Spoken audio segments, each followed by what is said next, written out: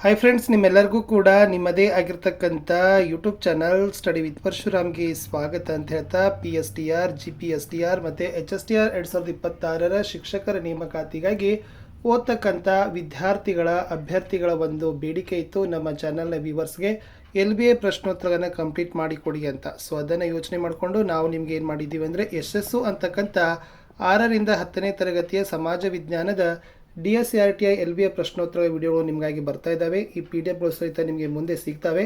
So ದಯಮಾಡಿ ವಿಡಿಯೋನ like, share ಮತ್ತು ಸಬ್ಸ್ಕ್ರೈಬ್ ಮಾಡೋದನ್ನು ಮಾತ್ರ ಮರೆಯದಿರಿ. ನೀವು PSTR GPSTR HSTR 2026 ಅಂತಲೇ ಒಂದು ಪ್ಲೇಲಿಸ್ಟ್ ಲಿಂಕ್ ಇದೆ, ಅಲ್ಲಿ ಎಲ್ಲ ವಿಡಿಯೋಗಳು ನಮಗೆ ಸಿಗ್ತವೆ. ಸೊ ನಾವು 6ರಿಂದ 10ನೇ ತರಗತಿಯ LBAಗಳನ್ನು ನಿಮಗೆ ಕವರ್ ಮಾಡಿಕೊಡ್ತೀವಿ. ಸೊ ನನ್ನ ಜೊತೆಗೆ ಸಪೋರ್ಟೆಡ್ ಆಗಿ ವರ್ಕ್ ಮಾಡ್ತಕ್ಕಂಥವ್ರು ನಾನು ಬಂದುಬಿಟ್ಟು ಪರಶುರಾಮ್ MA B.Ed ನೆಟ್ ಮತ್ತು KSET ಹೋಲ್ಡರ್ ಇದ್ದೀನಿ. ಸೊ ನನ್ನ ಜೊತೆ ಇರ್ತಕ್ಕಂಥವ್ರು KS ಬಿರ್ಡಿ MA B.Ed KSET holder ಇದ್ದಾರೆ. ಓಕೆ, ಸೊ ತುಂಬ ನಿಮಗೆ LBAದ ಎಲ್ಲ ಕ್ವಶನ್ಸ್ಗಳನ್ನ ಕವರ್ ಮಾಡಿದ್ದೀನಿ. ಸರಳ ಸುಲಭ ಉತ್ಕೃಷ್ಟ ರೂಪದ ಉತ್ತರಗಳನ್ನು ಕೊಟ್ಟಿದ್ದೀನಿ. ಎಲ್ಲೆಲ್ಲಿ ನಿಮಗೆ ಮೇನ್ ಬೇಕನ್ನೋದನ್ನು ಅಲ್ಲಿ ನಕ್ಷೆ ಮತ್ತು ಭೂಪಟಗಳನ್ನು ಸಹಿತ ಬಳಕೆ ಮಾಡಿದ್ದೀನಿ.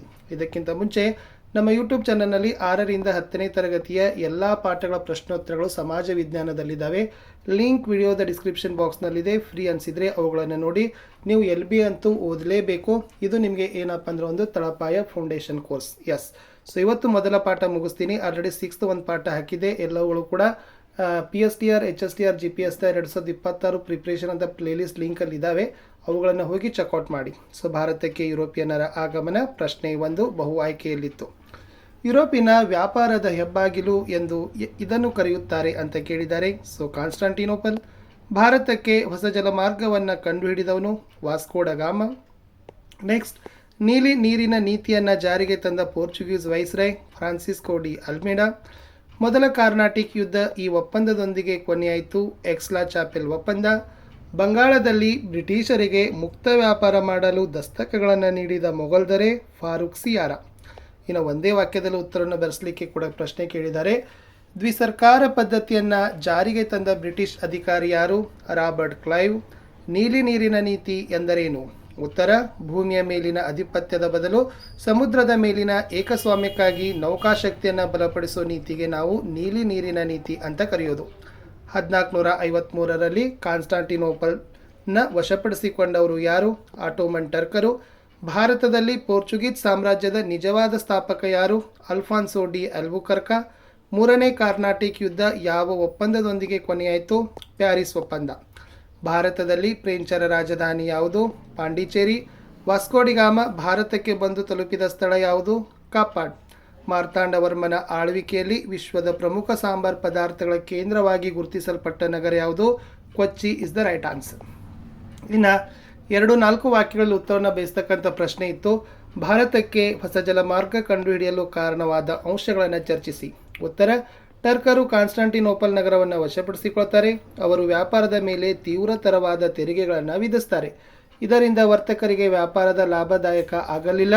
ಯುರೋಪಿನ ರಾಜರು ನಾವಿಕರಿಗೆ ನೀಡಿದ ಪ್ರೋತ್ಸಾಹ ವೈಜ್ಞಾನಿಕ ಆವಿಷ್ಕಾರಗಳಾದ ದಿಕ್ಸೂಚಿಯಾಗಿರ್ಬೋದು, ಆಸ್ಟ್ರೋಲೋಬ್, ಸಿಡಿಮದ್ದುಗಳನ್ನು ಏನು ಮಾಡ್ತಾರಪ್ಪ ಅಂದರೆ ಕಂಡುಹಿಡಿತಾರೆ.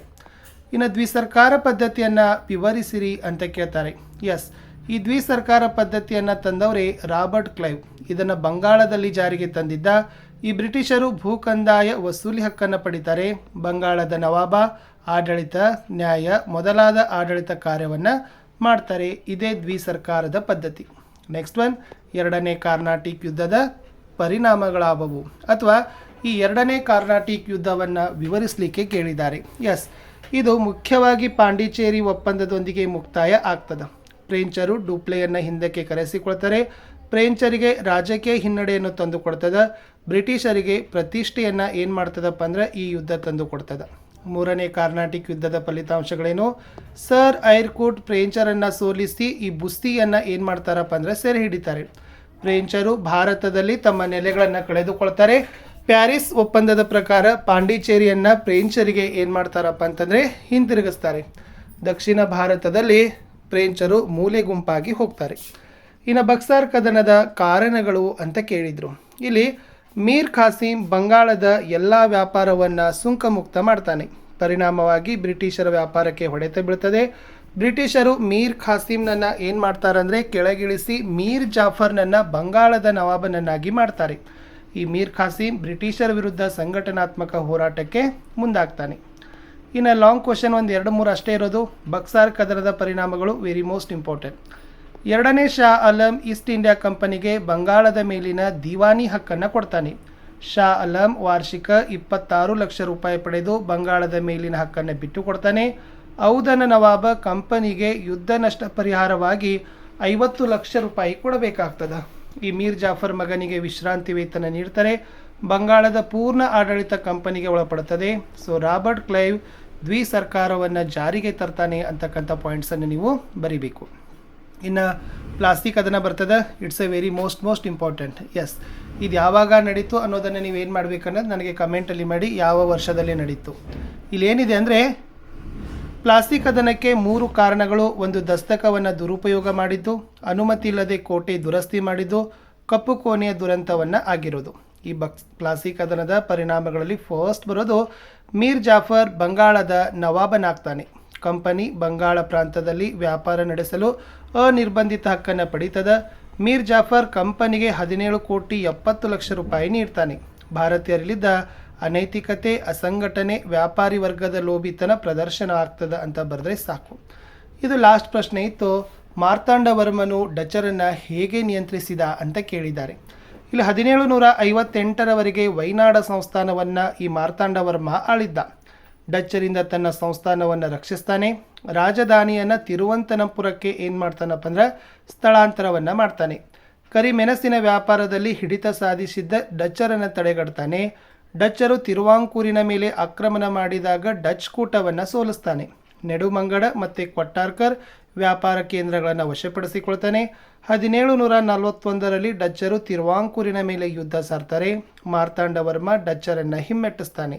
1753ರ ಒಪ್ಪಂದದ ಪ್ರಕಾರ ಡಚ್ಚರು ಸಂಪೂರ್ಣ ಅಧಿಕಾರವನ್ನು ಒಪ್ಪಿಸಿ ಶರಣಾಗ್ತಾರೆ ಅಂತ ಬರೆದ್ರೆ ಸಾಕು. ಇಷ್ಟು ಎಸ್ಎಸ್ನ 10th ಫಸ್ಟ್ ಲೆಸನ್ ಭಾರತಕ್ಕೆ ಯುರೋಪಿಯನ್ನರ ಆಗಮನ ಅಂತಕ್ಕಂಥ ಪಾಠದಲ್ಲಿರ್ತಕ್ಕಂಥ LBA ಕ್ವಶನ್ ಆನ್ಸರ್ಸ್ಗಳನ್ನು ಕೊಟ್ಟಿದ್ದೀನಿ. ಓಕೆ, ಸೊ ಮತ್ತೆ ನಿಮಗೆ 6, 7, 8, 9, 10 ಎಲ್ಲವುಗಳು ಕೂಡ ಲೈನಪ್ಪಲ್ಲಿ ಬರ್ತವೆ.